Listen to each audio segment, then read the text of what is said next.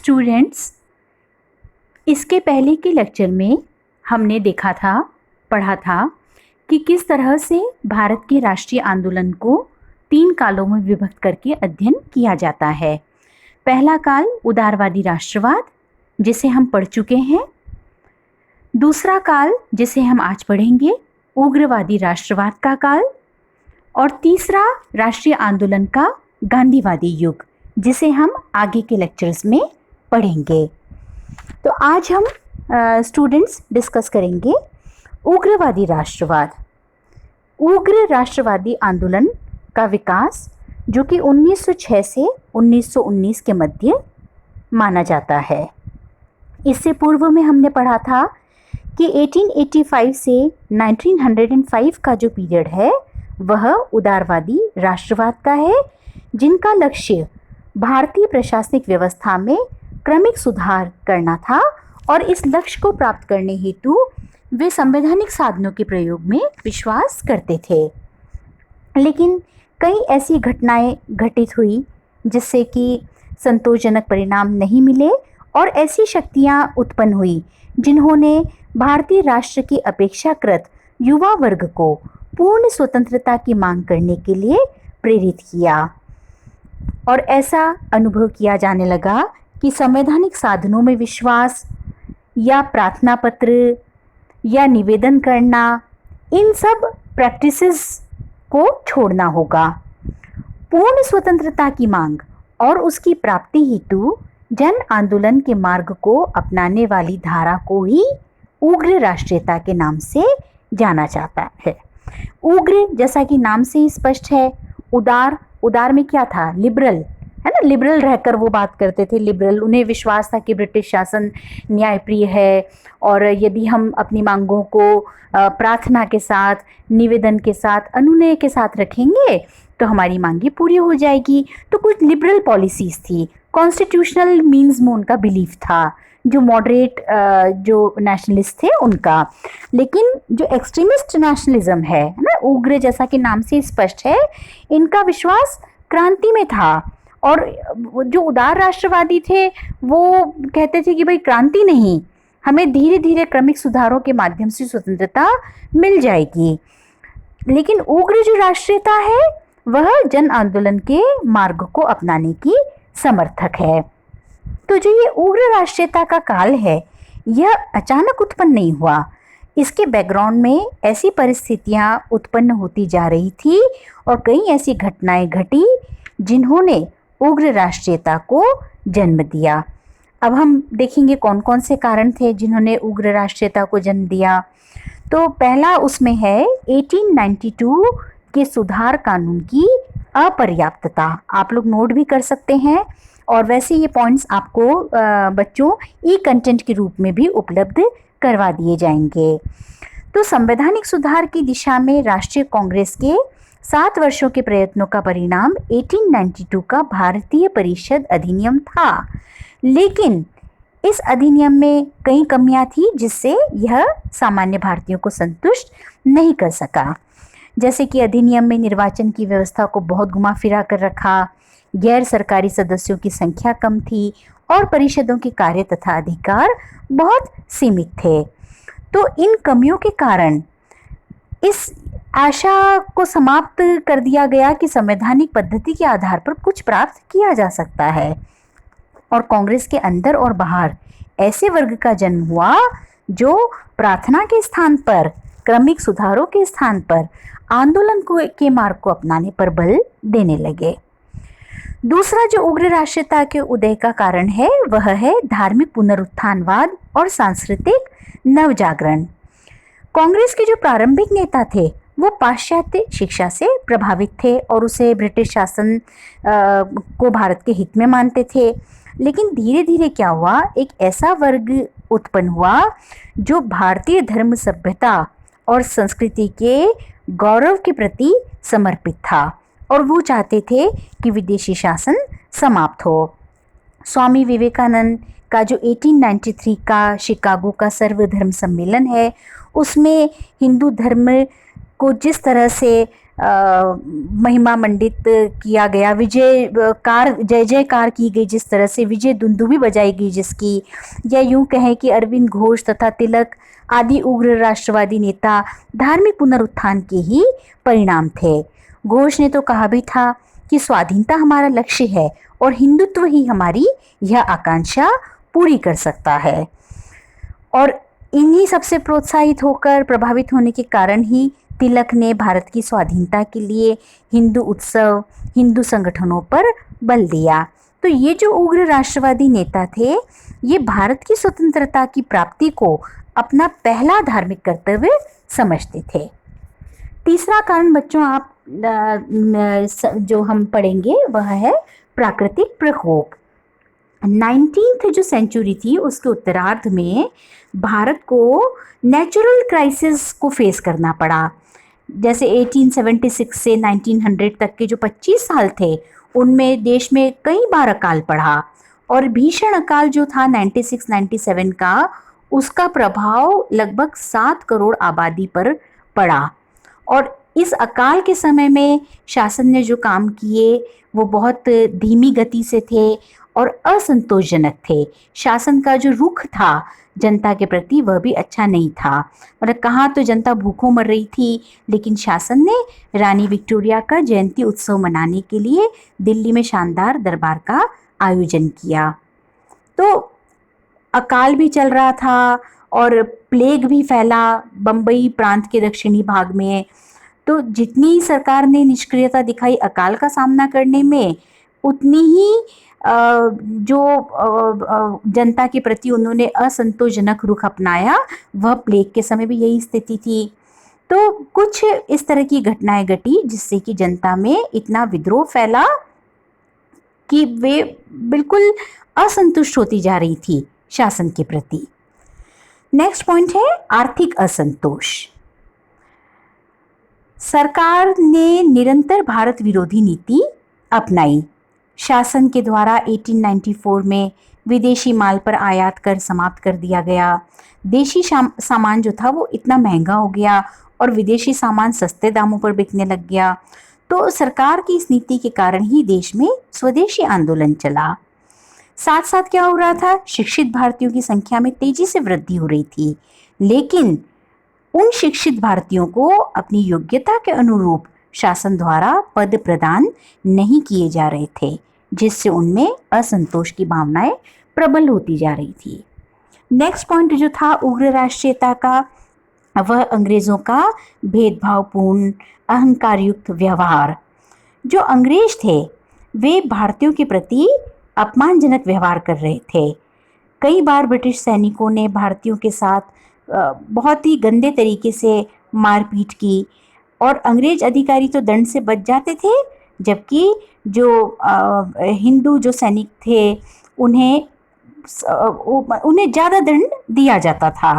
तो इस तरह की जो भेदभावपूर्ण घटनाएं थी, अपराध थे, हत्याएं थी, तो ये जो व्यवहार था अंग्रेज़ों का, और फिर जो अहंकार था उनमें, अपमानजनक शब्दों का जो वो प्रयोग करते थे भारतीयों के लिए, जैसे कि पढ़े लिखे भारतीयों को वो दास जाति, कलंकी जाति, गुलाम कहकर संबोधित करते थे।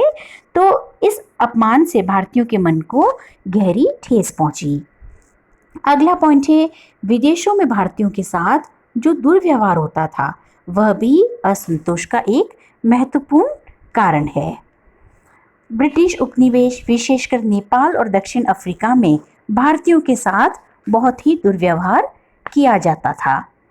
तो मतलब भारतीयों को लग गया कि हमारी पराधीनता के कारण, या हमारी ऊपर जो ये ब्रिटिश शासन है उस कारण ही हमारे साथ यह दुर्व्यवहार हो रहा है, और यह तभी खत्म होगा जब भारत को स्वतंत्रता मिलेगी। अगला कारण है पश्चिम के क्रांतिकारी विचारों का प्रभाव।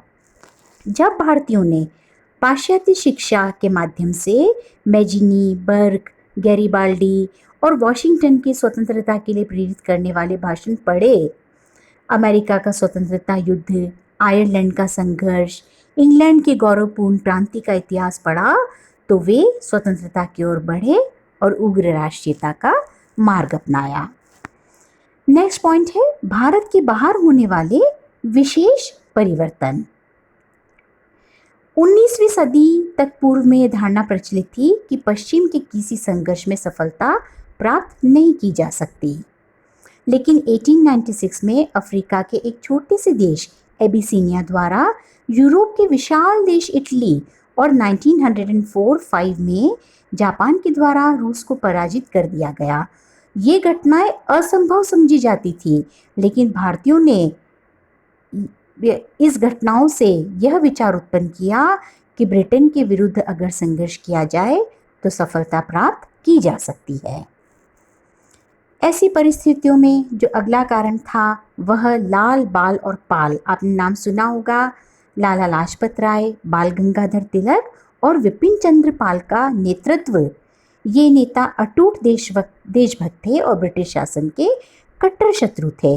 इन नेताओं ने भिक्षावृत्ति का मार्ग त्याग कर क्रांति का मार्ग अपनाने पर बल दिया और महाराष्ट्र, पंजाब, बंगाल तथा कई अन्य क्षेत्रों में जागृति की लहर उत्पन्न कर दी।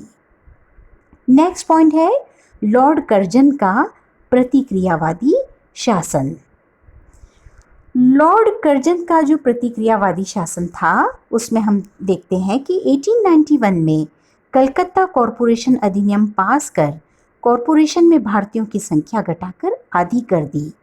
इसी प्रकार 1904 में इंडियन यूनिवर्सिटीज़ एक्ट को पास कर विश्वविद्यालय की सीनेट और सिंडिकेट में भारतीयों का प्रतिनिधित्व कम कर दिया। लॉर्ड कर्जन शान, शौकत, जीत में विश्वास करते थे, इसलिए गरीब जनता पर ज़्यादा से ज़्यादा उन्होंने टैक्स लगाया और इस धनराशि को सेना पर व्यय किया गया। तो कुछ ये जो घटनाएं थी 1904 के प्रशासकीय गुप्तता अधिनियम के द्वारा समाचार पत्रों की स्वतंत्रता को सीमित कर दिया। भारतीयों के प्रति अपमानजनक व्यवहार जो था, और 1905 में कलकत्ता विश्वविद्यालय के कुलपति पद से दिए गए दीक्षांत भाषण में उन्होंने कहा कि भारतवासियों में सत्य के प्रति आस्था नहीं है और वास्तव में भारतवर्ष में सत्य को कभी आदर्श माना ही नहीं गया। तो इस तरह के अपमानजनक शब्दों से भारतीयों का मन बहुत आहत हुआ और 16 अक्टूबर 1905 में बंगाल का जो विभाजन हुआ, यद्यपि इस विभाजन के पक्ष में सरकार का तर्क था कि बंगाल जैसे बड़े प्रांत पर एक ही केंद्र से शासन नहीं किया जा सकता, लेकिन वास्तव में जैसा कि जकारिया लिखते हैं, उद्देश्य और प्रभाव की दृष्टि से बंगाल के विभाजन का कार्य नितांत गलत था। वास्तव में यह विभाजन फूट डालो और राज करो की नीति के अनुरूप किया गया। बंगाल के विभाजन का विरोध करने के लिए बंगाल में आंदोलन हुए और शीघ्र ही यह आंदोलन पूरे भारत में फैल गया। तो यही सब कारण थे जिसके कारण उग्र राष्ट्रवाद का उदय हुआ। फिर कांग्रेस में फूट का आरंभ जो हम पढ़ेंगे, उदारवादी और उग्रवादी। तो 1905 का जो बनारस अधिवेशन था उसमें बाल गंगाधर तिलक ने और उग्र राष्ट्रवादियों के एक वर्ग ने उदारवादियों की राजनीतिक भिक्षावृत्ति की तीखी निंदा की और इस बात पर बल दिया कि संगठित निष्क्रिय प्रतिरोध के मार्गों को अपनाकर ही भारत के राष्ट्रीय जीवन पर विदेशी नौकरशाही के प्रभुत्व का अंत किया जा सकता है। उन्होंने यह भी कहा कि ब्रिटिश माल और सरकारी शिक्षण संस्थाओं का भी संगठित और निरंतर बहिष्कार किया जाना चाहिए। तो जो उग्र राष्ट्रवादियों की विचारधारा थी, जो उनके साधन थे, वे विद्रोह में विश्वास करते थे। वे उदारवादियों से भिन्न थे और वे जानते थे कि ब्रिटेन और भारत के हित नितांत विरोधी है। ब्रिटिश साम्राज्य के साथ चाहे कितना भी सहयोग क्यों न किया जाए, उनके द्वारा भारत अपने राजनीतिक लक्ष्य की प्राप्ति नहीं कर सकता। विपिन चंद्रपाल का मत था कि ब्रिटेन के आर्थिक हितों की दृष्टि से यह नितांत आवश्यक था कि भारत पर उसका राजनीतिक नियंत्रण बना रहे। अतः युद्ध के बिना भारत को स्वतंत्रता प्राप्त होना नितांत असंभव है। तो जो उग्र राष्ट्रवादी थे वे क्रांति में, विद्रोह में विश्वास करते थे और मानते थे कि ब्रिटेन केवल दबाव की भाषा ही समझता है। तो जो उग्रवादी थे, विचारधारा और लक्ष्य की दृष्टि से तो उदारवादियों से बिल्कुल भिन्न ही थे और ये जानते थे, या इनका तर्क था कि इंग्लैंड जैसे स्वतंत्र और लोकतंत्रात्मक देश में तो वैधानिकता के आधार पर राजनीतिक परिवर्तन किए जा सकते हैं, लेकिन भारत जैसे पराधीन राष्ट्र में संवैधानिक आंदोलन के आधार पर स्वतंत्रता प्राप्त करने का स्वप्न देखना स्वयं को धोखा देना है। इसलिए क्रांति करनी ही होगी। ये कहते थे कि हमें विद्रोह करना होगा, क्रांति का मार्ग अपनाना होगा।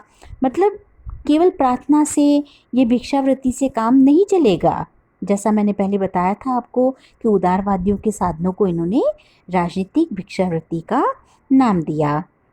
उग्रवादी शासकों के प्रति भक्ति और सहयोग की नीति अपनाने के स्थान पर निष्क्रिय प्रतिरोध, पैसिव रेसिस्टेंस के कार्यक्रम को अपनाने के पक्ष में थे। तो इन्होंने बहिष्कार, स्वदेशी और राष्ट्रीय शिक्षा में विश्वास किया। उग्रवादियों के बहिष्कार आंदोलन की मुख्य प्रवृत्ति विदेशी वस्तुओं के विरुद्ध थी। इसमें सरकार के साथ असहयोग, सरकारी नौकरियों, प्रतिष्ठानों, उपाधियों को बहिष्कार भी शामिल था। बहिष्कार के संबंध में इन्होंने कहा भी है, लाला लाजपत राय ने, दुकानदारों की जाति ब्रिटिश राष्ट्र को नैतिकता के ऊपर आश्रित तर्कों की अपेक्षा व्यापार में घाटा होने की बात अधिक प्रभावित कर सकती है। तो बहिष्कार आंदोलन के संबंध में कई तरह की बात रखी गई। तो उग्रवादी स्वदेशी को स्वदेश की मुक्ति का मार्ग समझते थे। बहिष्कार और स्वदेशी आंदोलनों को बहुत सफलता भी मिली।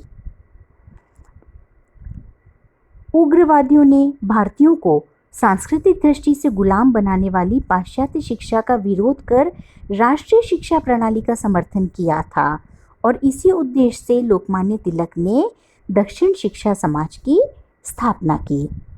भारत के कुछ क्षेत्रों में तो बहिष्कार आंदोलन बहुत अधिक प्रबल और बहुत लोकप्रिय हुआ।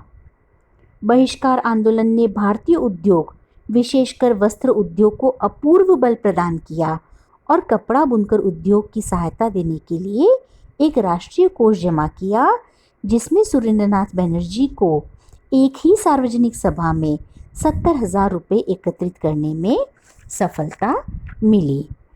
तो यह बात बिल्कुल सही है कि उदारवादी के जो साधन थे वो इतने प्रभावदायक नहीं रहे और उग्रवादियों ने इस यथार्थ को समझा कि प्रार्थना से, निवेदन से राजनीतिक सुधार को प्राप्त नहीं किया जा सकता।